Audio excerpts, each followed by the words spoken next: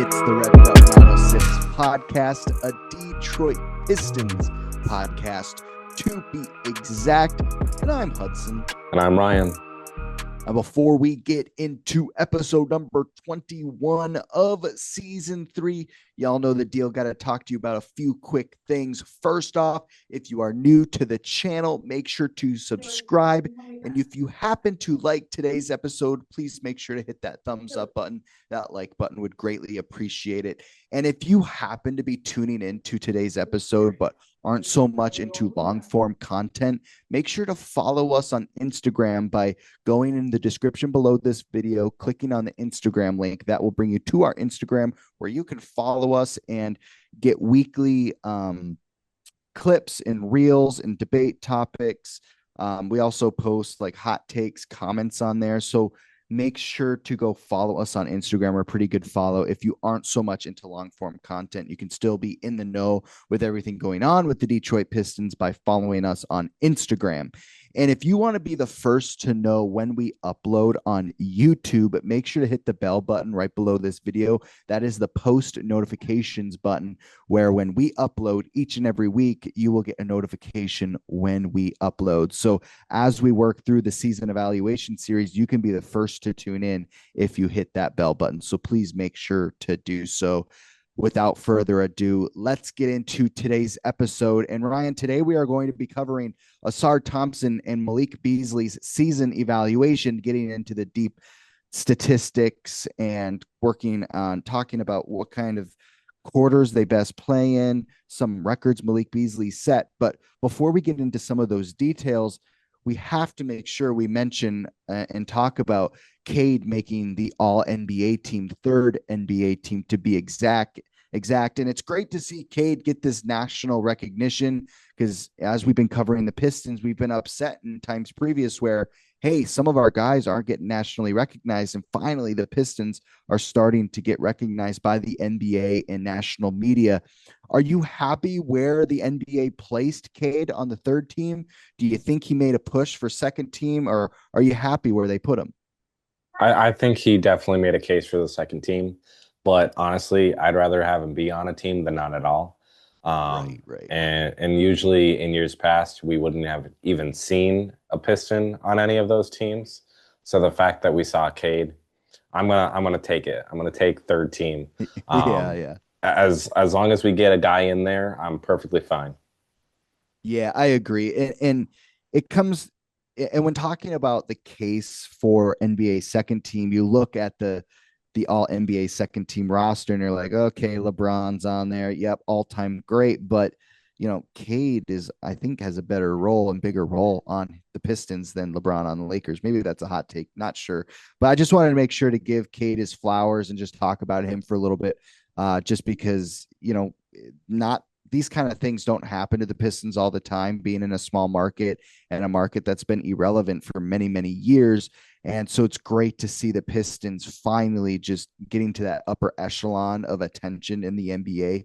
We also, in the last week, have seen JB Bickerstaff on Get Up on ESPN with Greenberg. So it's cool to see, JB, Cade get national recognition. Because it's just about time Detroit gets the flowers they deserve. Without further ado, let's get into episode number 21. And we are going to be talking about, to start, Malik Beasley and his season evaluation. Basically, we're going to talk about the averages, talk about some stats, records, milestones, talk about good things, bad things, and then wrap up with final grade. And we're going to start off with Malik Beasley's season averages. This season for the Detroit Pistons, Malik averaged 16.3 points per game, 3 rebounds, 43% from the field in 82 games and 28 minutes per game. Now, Ryan, Malik had a stellar season for the Pistons. I know that we're more than happy with the production he offered us. Other than Cade, was he the biggest factor for the Pistons' success? Because he just played so well through all 4 quarters of every game. Yeah, I would say 100% to that. Strictly because, well, okay, as soon as Ivy went down, Malik was like, yeah, he is the go-to second option outside of Cade. Yeah. And it was evident.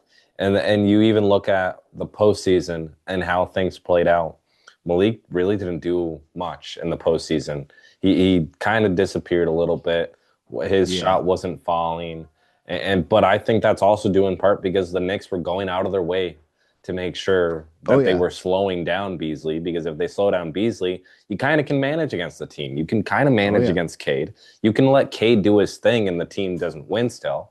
So I just think that Beasley falling off in the playoffs proved the point of the fact that he was really the number two. Because Duren, as good as Duren is, he's not the second scoring option on this team. As good as Yeah. Tobias is, he's not the second scoring option. As good as, like, you go down the list of everybody on this team, they're not the second scoring option except for Beasley. Beasley, no matter what, it didn't seem like whatever game it may be, whatever matchup it may be, he seemed to be the second option. And so I think truly his role within this team was, it definitely showed at certain times within games and within the season. And whenever we needed a second chance bucket, Beasley was that guy. When Cade couldn't get open for a shot, Beasley was hitting that shot. So Yeah. I really think that Beasley really was the number two. I think if you throw Ivy back in the mix, a healthy Ivy, Beasley doesn't become the number two option. I think Beasley would have still been in that 2-3 threshold, but realistically, it would have been Ivy. So it'd be very interesting to see what happens for next year, given the fact of what this season ended up being and the fact that Beasley took that second role. He went for it, and it was obvious night in, night out that he was the go-to guy, if not Cade. Yeah, and I like that you brought up Jaden Ivey, and with the absence of him, Malik Beasley was able to step up into that number two role, and he really made the most of it. And if there is a healthy Jaden Ivey this season, I don't know if we see Malik Beasley make, this type of production.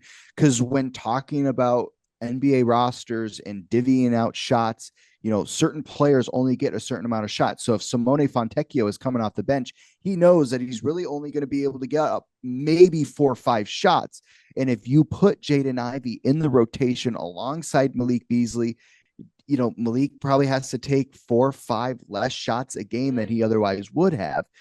In Malik Beasley's best game of the season, he took 19 threes. 19. That is insane. And if Jaden Ivey is in the rotation, that is just not happening. And so it kind of gave Malik some room to then take over the offense in times that we may not have otherwise seen with a healthy Jaden Ivey.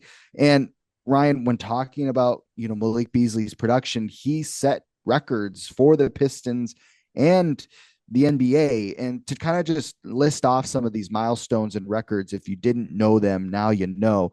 Comment below your favorite record of them all. He had the most 3-pointers in a season, Pistons record, with 319 3-pointers, surpassing Saddiq Bey's previous franchise record with 211. He passed up 109 threes more than Saddiq Bey. He's an absolute beast. And then he had NBA all-time ranking, his 319 made threes, as 8th highest single season total in NBA history per the Detroit Free Press. He also had many consecutive games with multiple 3-pointers. Beasley set a Pistons record by making multiple 3-pointers in 24 consecutive games, the longest such streak in franchise history per Sports Illustrated. He also had games with 5+ threes off the bench. He recorded 22 games with 5 or more 3-pointers made off the bench. That is most in a single season in NBA history per Sports Illustrated. Then also some additional milestones. He had the most threes in a calendar month for the Pistons of all time. In November 2024, Beasley made 65 3-pointers, setting a new franchise record for most threes in a single month. He also set his career high in points against the 76ers, 36 points on February 7th, 2025. He also, and Ryan, this one stands out to me the most out of all the 3-pointers, he had perfect attendance. Beasley played in all 82 regular season games, marking the first time in his career he achieved this feat per Sports Illustrated. Ryan, that is just so impressive from our guy, Malik Beasley. Ryan, when looking at these achievements, these records, what is your favorite from Malik this season? Because there's a lot of good ones. To me, it's the 82 games. No, I'm kidding. That one's not the favorite. But 82 games is great. It's impressive. Perfect season. I think to me, the favorite, which this is tough. I don't know. It's tough.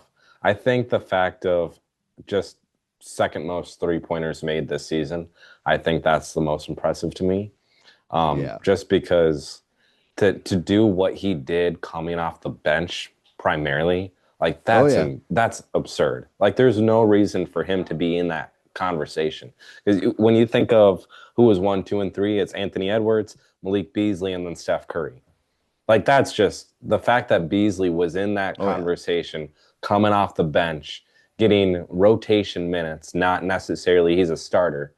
That's the craziest stat to me.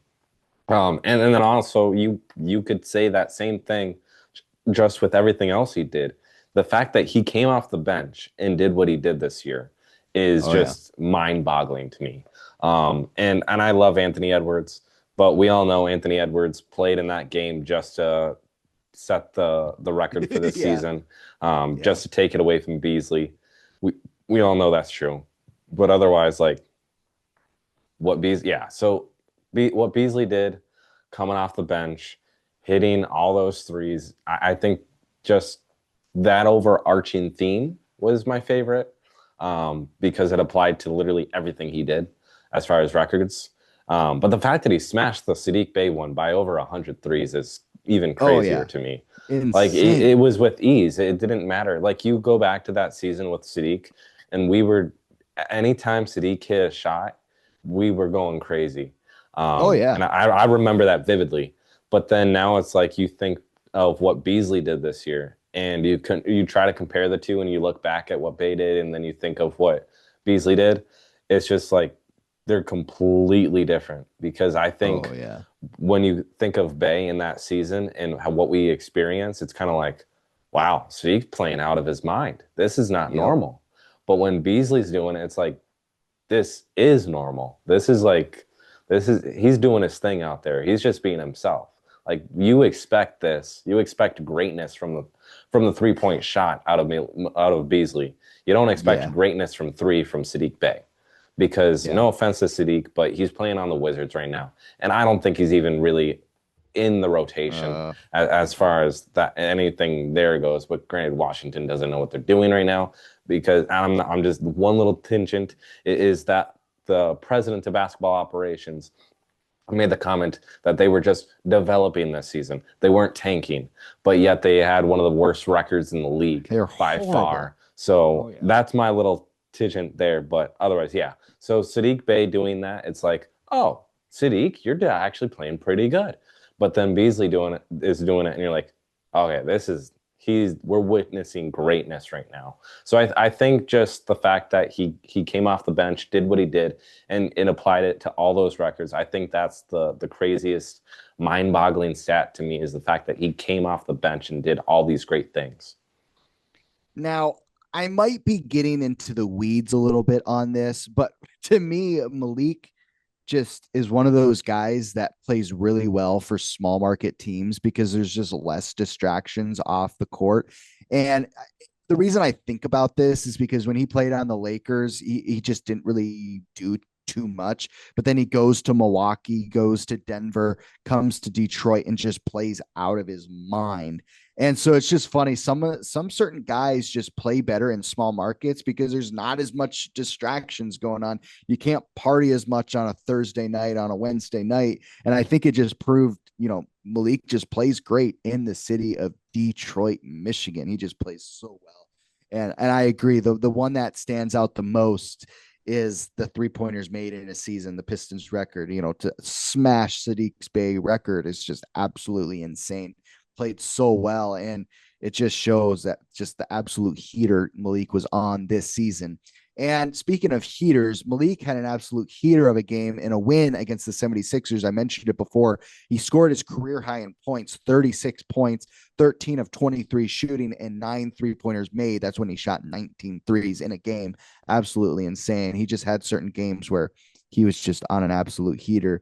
And Ryan, with Malik's season and just playing so well, showing such efficiency from the 3-point line each game and game out, I was really happy for him to have this kind of season because it shows some of the younger Pistons what it's like to be a pro's pro. Guys like Ron Holland, Marcus Sasser, Ausar Thompson, who we're going to talk about in a second, saw Malik Beasley in his later, I believe it's his 11th or 12th season, come into the season and just be a pro's pro each and every night, shoot so efficiently, get his shots up.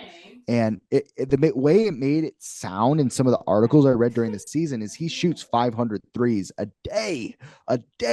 And for guys like Ron Holland, Marcus Sasser, Ausar Thompson to see that type of hard work off the court, the stuff that we're not seeing on the screen watching games, is going to be invaluable for the future for this young Pistons team. And these three guys, we know they have to work on their offensive ability to really make a big impact on this Pistons team. And I know some people have given up on Marcus Sasser, but I still think he could be a guy of the future if we don't see a Dennis Schroeder come back in free agency.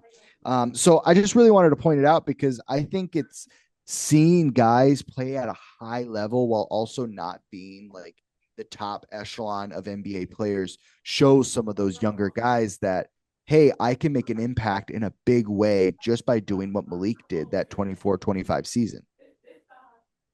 Yeah, I think going forward, what Beasley did, and just at that high level, like you said with Ron Holland and co, just learning from him and having that ability to really just take in what his just level of, okay, this is what my daily routine is, and this is how you kind of should train, this is how you should eat, this is how you should do all these things. I think just that mindset of developing this into Ron Holland's head, Bobby Clinton, like all these young guys, I think they're gonna pick things up for next year because to me, whenever you're able to experience just veterans or just people that have been there and done that for years, the amount of knowledge that they contain is just out of this world. Like they know the ins and outs. They know how to do things the right way. They know how to do things the wrong way. And yeah, these rookies, they learn what to do pretty quickly because it's like you screw up. Ooh, I'm not doing that again. But to have, and that, I think this is the biggest difference between last year's season and this year's season for the Pistons is the fact that you look back at last year, the veterans that we had, you have Bojan Bogdanovic. Okay. You have countless other guys. And what did our rookies at that time, what did Ausar Thompson really get from Bojan Bogdanovic? Yeah. What did, like, you go through any of the vets last year? There was so much movement last year and inconsistencies amongst who's going to be out there per rotation. And then you never know who was going to be in the rotation from Monty Williams. So I think just the fact that the veterans we had and the players we had last season really just that's the reason why we took that much of a dip last season and having one of the worst seasons in franchise history. And then you look at this season, you look at the fact that Langdon and JB brought in Malik Beasley, brought in Tobias Harris, brought in all these guys. And then all of a sudden what happened? The culture changed and we were smooth sailing. And it was just, it didn't seem to matter when or what happened or what took place. Cause you have the Naz Reid, Dante DiVincenzo beef stew altercation. And whenever something like that happens, it's usually like the end of the world because you never know what's going to happen within a team. It's usually you either crumble or something good happens out of it. And I think having that veteran leadership amongst Malik Beasley, and I think he's the biggest one in all of it. I really do. I think he is outside of Tobias. I think Beasley is the biggest part in this, biggest key part in this, rather. In the situation, like you think of that situation, it could have been much worse than what it was. And even other situations where you have Stewart getting ejected or whatnot, Beasley seemed to always calm the guys down and get them going in the right direction. And so I think the veteran leadership between last year and this year, it was evident on who the right guys are to lead this organization. And I think those vets definitely helped all the young guys and definitely helped Cade and all of those younger veterans too. So I'm excited to see what the team looks like next year, because if we're able to keep Beasley, if we're able to keep Tobias, obviously we're going to keep Tobias, but there might be a trade, who knows? But if we're able to keep these vets that we just added in, especially Dennis Schroeder. Dennis Schroeder did not get as much love as he probably should have. But if we're able to keep these guys, I just think the amount of growth that Ron Holland will have this offseason will be substantial, to the point where Ron Holland could have an Ausar Thompson type season for at least what Ausar did this year next season. So we talked about the statistics, positives, negatives, some of the records Malik Beasley set. Now let's give him his final season grade for the 24-25 season. And what I always I put in the statistics, what they did throughout the season, what role did they, what did they do, what I was expecting them to do heading into the season. And based on those categories that I'm kind of thinking through, I give Malik Beasley an A+. He gave me exactly what I wanted and what I could have, more than what I could have ever imagined. And what we're paying him to have that type of production, A+ in my opinion. Ryan, what do you give Malik Beasley on his 24-25 season grade? Honestly, it has to be an A+. He didn't do anything wrong. Yeah. He broke records. He did more than I think what I thought he was going to do. I mean, when we signed him, I'm like, that's a fantastic signing. I am curious to see where that goes. My expectations going in wasn't like, oh, we just got an MVP caliber player who's going to have an MVP caliber season for us, break multiple records, and do so much more. I didn't think about that. I thought like, oh, he's going to be a good addition. I wasn't like sitting there going like, oh, let's go. It was just more like, okay, let's see what happens. So the fact that he just blew us out of the water, it has to be an A+ season. He broke multiple franchise records, almost set the record for the most three-pointers this season for the NBA. Anthony Edwards just had to beat him out. So I think what he did, what he accomplished in such a short period of time, just in one season alone, I think he has to get an A+. All right, now let's move into Ausar Thompson's 24-25 season evaluation. And Ryan, there's a lot that kind of goes into Ausar's sophomore season. Let's get into the statistics to start us off. His season averages were 10 points, 5 rebounds, 2 assists, shot 53% from the field in 23 minutes per game, and also played in 59 games. He had a shortened season with blood clot struggles early in the season. Ryan, in general, we saw Ausar take a big step in the right direction as far as rim rushing, finishing at the rim, finding his way to find high percentage shots. What impressed you the most from his sophomore season? So when we went back to the beginning of the season with Ausar, my expectations for him weren't very much. I wasn't thinking he was going to do a whole lot. I thought he was going to be one of those role players that you don't know what you're going to get out of him every single night, but it was at least going to be something positive, not negative. Last year, what he did, it wasn't like, wow, but he showed flashes. And he showed flashes of what he could have done this season last year. And I'm sitting there going like, okay, there might be something there. This season, the earlier stretch, not very good. Let's be honest, not very good. But when it all came down to things, once you hit All-Star break and beyond, that is version of Ausar Thompson went from, in the beginning, going like, yeah, he's just a role player, to solidifying himself as a starter, to solidifying himself as at least the number 3 option as of right now for the Pistons. I think what he did in this second season, you can do better than what it was still. But given what we thought we were going to get, I think he's exceeded those expectations.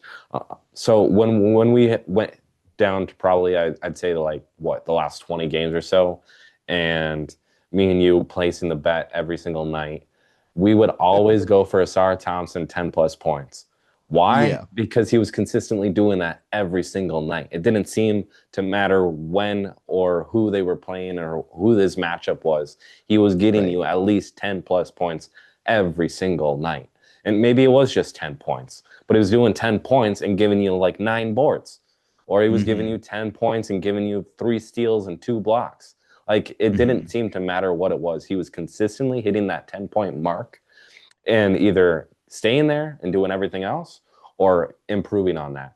And we saw in the later stretches going into the postseason, and even in the postseason, he was jumping from at least 12 plus to 17 plus.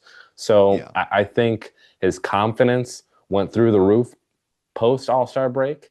And I think just the little things he accomplished along the way and just solidifying himself as, yeah, he is probably a starter on this team and he's the number 3 option.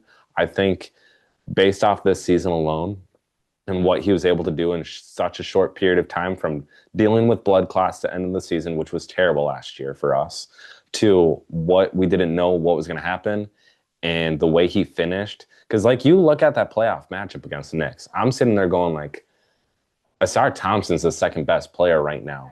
It's not Beasley, because Beasley disappeared. Tobias was playing out of his mind, by the way. But I think what Ausar Thompson was doing, the Knicks just couldn't slow him down. They couldn't stop him because he can do slash. He's slowly but surely working on his 3-point shot a little bit, but he didn't need to shoot the 3 to be effective. So I think the fact that just the amount of growth he had from last year to this year, I think that's probably been the most impressive thing to me. Yeah. And what stood out to me was when Ausar Thompson was in those 59 games, each of those 59 games, and you can include the playoffs, he was guarding the opposing team's best player each and every night. That is a tough job to do. And JB showed that he trusted Ausar, and he made it evident when you started that series against the Knicks. I have been very critical of Ausar over the last 2 seasons. I know that. But I also know that his role on this Pistons team is a very difficult one. And to go into his first playoff series in a Madison Square Garden on the biggest stage and have to guard shifty, small, punk Jalen Brunson, and he did a solid job. And I don't know if Cade could have done a better job than Ausar. Obviously it's coulda, shoulda, woulda, but as far as I know, Ausar was the guy for the job, and he did his best. And it was his first playoff series. So it impressed me, just Ausar going into each night, looking at, his role for the game and being like, oh man, I'm guarding Kawhi Leonard tonight. I'm guarding Kevin Durant tonight. Oh, I'm guarding Shai Gilgeous-Alexander tonight. Oh, I'm guarding Darius Garland tonight. Like, these are tough roles and tough guys to guard. And for Ausar Thompson to each and every night just show up and do his thing, I was really impressed. And he showed that that's going to be his role for the Detroit Pistons in seasons to come. And we know that Cade loves that. We know Jay Nivey's going to like that, because they want to focus on the offensive end and running that offense. So they're going to be like, you know what, Ausar, go ahead and do that. I'm totally cool with you guarding JB. I'm totally cool with you guarding Jason Tatum. They love it. So it's great as far as him in that role for the Detroit Pistons. Ryan, I want to take some time to talk about what quarter Ausar Thompson played best in for the Detroit Pistons. And when looking at the statistics, it really comes down to the fourth quarter. And I know when looking down at each of the statistics, it's like, okay, he had a solid fourth quarter on average, but really it comes down to defensively. So when you talk about his fourth quarter averages, he averaged 6 minutes in the fourth quarter, 3 points, 2 rebounds, an assist, a steal, and a half a block. So the biggest thing that stands out to me is that steal. He averaged a steal in the fourth quarter for the Detroit Pistons over the season. And I sometimes wonder that, last season, the Pistons struggled to close out games. They had a great first half. They'd come into the third quarter, kind of slow down offensively. In the fourth quarter, they would just absolutely fall apart. Well, this season, they totally switched a note and played great in the fourth quarter. I wonder if Ausar Thompson had to do with that great fourth quarter play just on the defensive side alone. As a defensive stopper playing against the NBA superstars, as I've listed before, he just, as far as 50-50 balls, as far as one-on-one basketball, Ausar Thompson just really thrives, and it showed to translate into winning basketball in the fourth quarter for the Detroit Pistons. Yeah, whenever you looked at closing game situations and you think of the rotation that was out there, JB, no matter what, was looking to get Ausar out there. Unless Ausar was in foul trouble, of course, but more often than not, Ausar was always on the floor and in those clutch game situations. And that the fact that, again, you, like I mentioned earlier, you go back to the beginning of this season, he was not playing at that level. It wasn't until All-Star weekend where all of a sudden a switch is flipped and he went from having a decent second season to having, honestly, a great second season. And so, like you said, it didn't seem to matter who he was guarding. He was guarding them at a high level.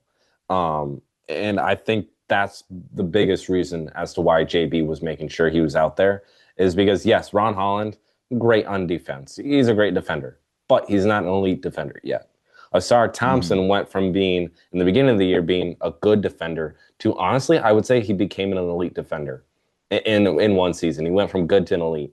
Elite is saying a lot, but I think if you think of this playoff matchup, most notably against the Knicks and Brunson there, if there's been a lot of plays with Brunson hitting clutch shots that weren't really clutch, let's be honest, but clutch shots. What happened in those situations when Ausar was guarding him? Because to me, at least with my eyes, I need glasses. I do need glasses. It's just for reading. I'm not blind.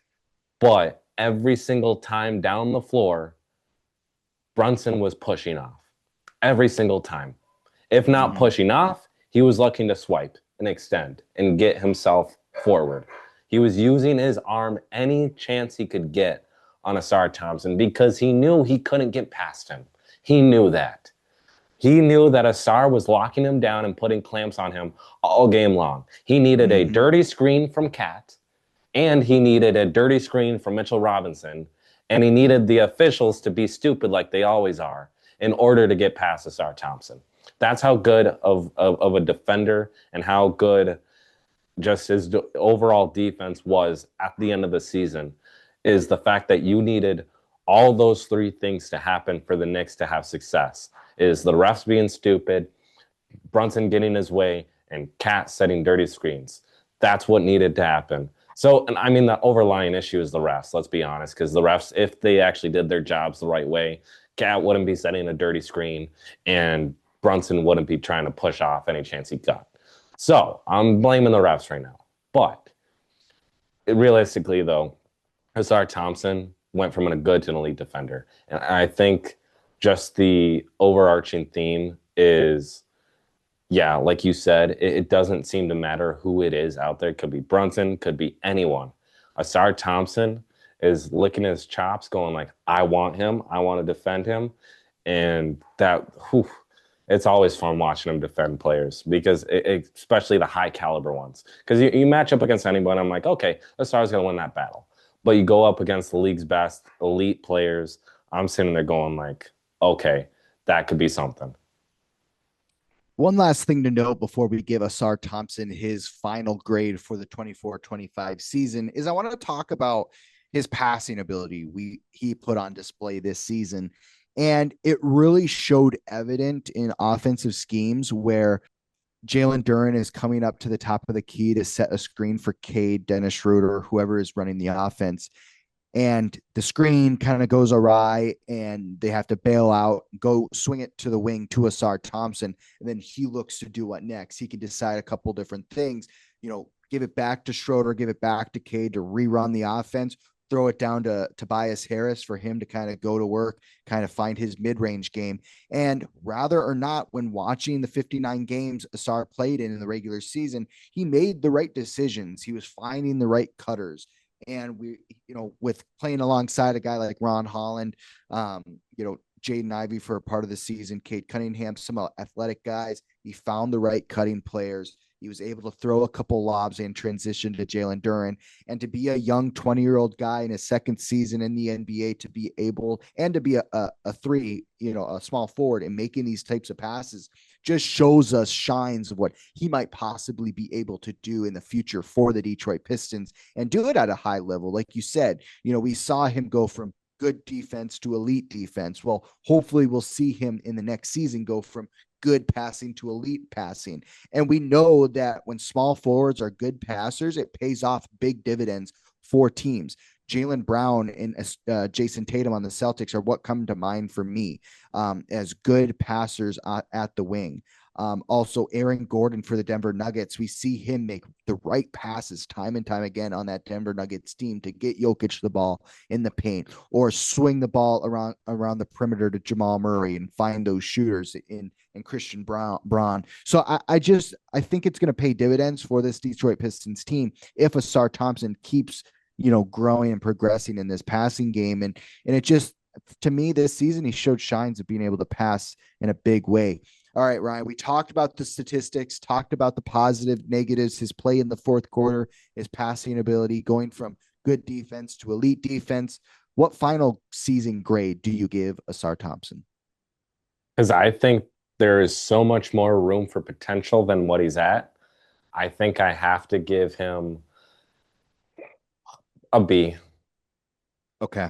I like that. I'm going to give him a B- just for where I wanted him to be and where he was. I wanted to see a little bit more of offense ability than we did. I know he had an injured offseason, so that's why I'm also excited heading into the next season. Now that he's going to have a healthy offseason, that may show big dividends. And I know that's what Trajan Langdon was talking about in the postseason press conference. He said, hey guys, just to mention, we haven't seen Ausar have a healthy offseason. Let's just see what he's able to do with, two-a-days all season long and just absolutely grinding. It's going to be a lot of fun to see what Ausar Thompson has in store. But yeah, as of right now, I'm going to give him a B-, but that's just because I know and I have big expectations for him that I think he can accomplish. That will do it for episode number 21 of season 3. Make sure to like and subscribe, and we will see you guys in the next episode. Peace.